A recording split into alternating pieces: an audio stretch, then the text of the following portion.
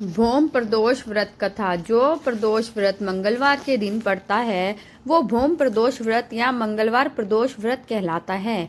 इस व्रत को रखने से भक्तों की स्वास्थ्य संबंधी समस्याएं दूर होती हैं और उनके शारीरिक स्वास्थ्य में सुधार आता है।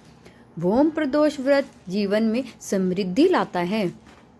भौम प्रदोष व्रत कथा। एक नगर में एक वृद्धा निवास करती थी। उसके मांगलिया नामक एक पुत्र था। वृद्धा जी हनुमान जी पर गहरी आस्था थी।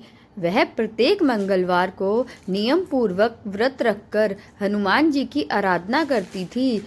उस दिन वह ना तो घर लीपती थी और ना ही मिट्टी खोदती थी। वृद्धा को व्रत करते हुए अनेक दिन बीत गए। एक बार हनुमान जी ने उसकी श्रद्धा की परीक्षा लेने की सोची। हनुमान जी साधु का वेश धारण कर वहां गए और पुकारने लगे, है कोई हनुमान भक्त जो हमारी इच्छा पूर्ण करे? पुकार सुनकर वृद्धा बाहर आई और बोली, आज्ञा महाराज। साधु वेशधारी हनुमान बोले, मैं भूखा हूँ, भोजन करूँगा, तू थोड़ी जमीन लीप दे। वृद्धा दुविधा में पड़ गई। अंततः हाथ जोड़कर बोली, महाराज, लीपने और मिट्टी खोदने के अतिरिक्त आप कोई दूसरी आज्ञा दे, मैं अवश्य पूर्ण करूंगी। साधु ने 3 बार प्रतिज्ञा कराने के बाद कहा, तू अपने बेटे को बुला, मैं उसकी पीठ पर आग जलाकर भोजन बनाऊंगा। वृद्धा के पैरों तले धरती खिसक गई, परंतु वह प्रतिज्ञाबद्ध थी। उसने मांगलिया को बुलाकर साधु के सुपुर्द कर दिया। मगर साधु रूपी हनुमान जी ने ऐसे ही मानने वाले न थे।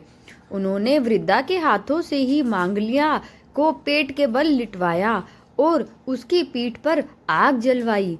आग जलाकर दुखी मन से वृद्धा अपने घर के अंदर चली गई। इधर भोजन बनाकर साधु ने वृद्धा को बुलाकर कहा, मांगलिया को पुकारो ताकि वह भी आकर भोग लगा ले। इस पर वृद्धा बहते आंसू पोंछ कर बोली, उसका नाम लेकर मुझे और कष्ट ना पहुंचाओ। लेकिन जब साधु महाराज नहीं माने तो वृद्धा ने मांगलिया को आवाज लगाई। पुकारने की देर थी कि मांगलिया दौड़ा दौड़ा आ पहुंचा। मांगलिया को जीवित देख वृद्धा को सुखद आश्चर्य हुआ। वह साधु के चरणों में गिर पड़ी। साधु अपने वास्तविक रूप में प्रकट हुए। हनुमान जी को अपने घर में देख वृद्धा का जीवन सफल हो गया। सूत जी बोले, मंगल प्रदोष व्रत से शंकर हनुमान भी रुद्र है और पार्वती जी इसी तरह भक्तों को साक्षात दर्शन दे कृतार्थ करते हैं। भौम प्रदोष व्रत विधि।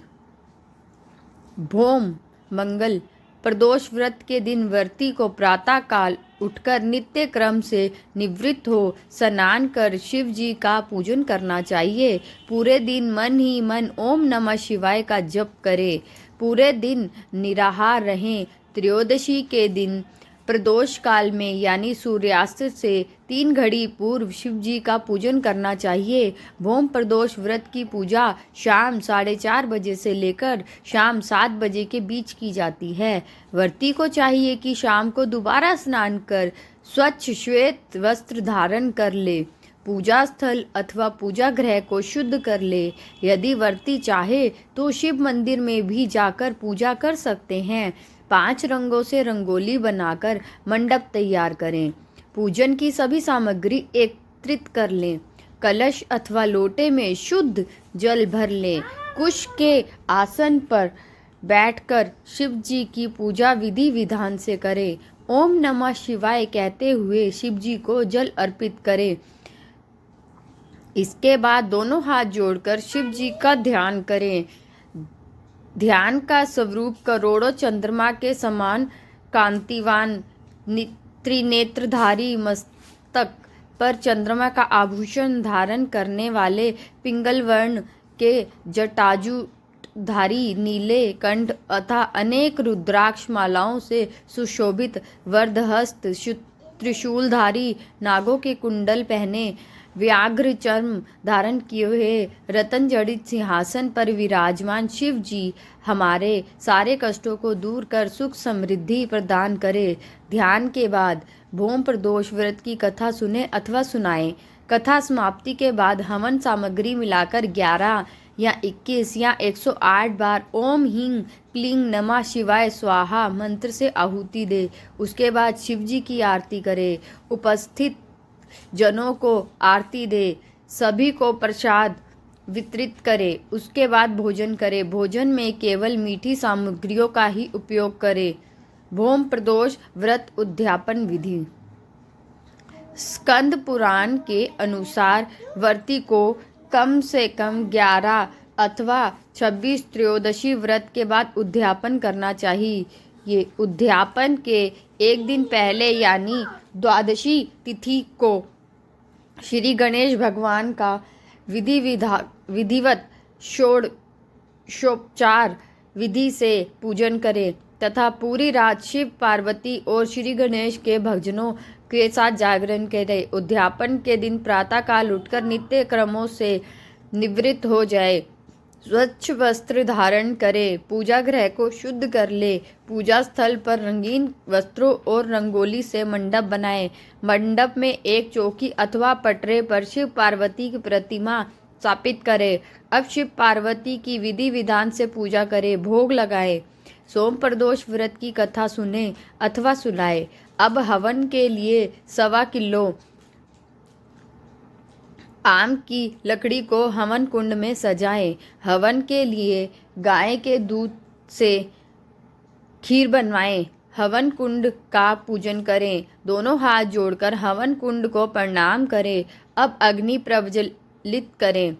तदंतर शिव पार्वती के उद्देश्य से खीर में ओम उमा सहित शिवाय नमः मंत्र का उच्चारण करते हुए 108 बार आहुति दें। हवन पूर्ण होने के पश्चात शिव जी की आरती करें। ब्राह्मणों को सामर्थ्यानुसार दान दे एवं भोजन कराएं। आप अपने इच्छा अनुसार 1 या 2 या 5 ब्राह्मणों को भोजन एवं दान करा सकते हैं। यदि भोजन कराना संभव ना हो तो किसी मंदिर में यथाशक्ति दान करें। इसके बाद बंधु बांधवों सहित प्रसाद ग्रहण करें एवं भोजन करें। इस प्रकार उद्यापन करने से व्रती पुत्र पौत्रादि से युक्त होता है अथवा आरोग्य लाभ होता है। इसके अतिरिक्त वह अपने शत्रुओं पर विजय प्राप्त करता है एवं संपूर्ण पापों से मुक्त होकर शिव धाम को पाता है। Thanks for watching. Please for more videos like, subscribe and share my YouTube channel. Thank you for watching.